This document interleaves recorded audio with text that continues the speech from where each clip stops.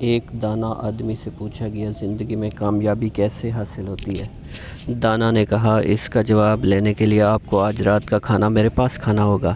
سب دوست رات کو جمع ہو گئے۔ اس نے سوپ کا ایک بڑا برتن سب کے سامنے لا کر رکھ دیا، مگر سوپ پینے کے لیے سب کو 1 میٹر لمبا چمچ دے دیا اور سب کو کہا کہ آپ سب اپنے لمبے لمبے چمچ سے سوپ پینا ہے۔ ہر شخص نے کوشش کی، ظاہر ہے ایسا ممکن تو نہیں تھا، کوئی بھی شخص چمچ سے سوپ نہیں پی سکا، سب بھوکے ہی رہے، سب ناکام ہو گئے۔ تو اس دانا نے کہا میری طرف دیکھو۔ اس نے ایک چمچہ پکڑا، سوپ لیا اور چمچ اپنے سامنے والے شخص کے منہ سے لگا دیا۔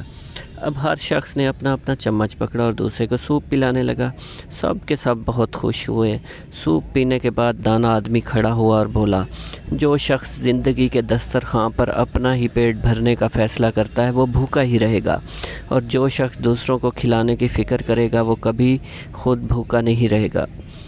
دینے والا ہمیشہ فائدے میں رہتا ہے لینے والے سے۔ ہم سب کی کامیابی کا راستہ دوسروں کی کامیابی سے ہو کر گزرتا ہے۔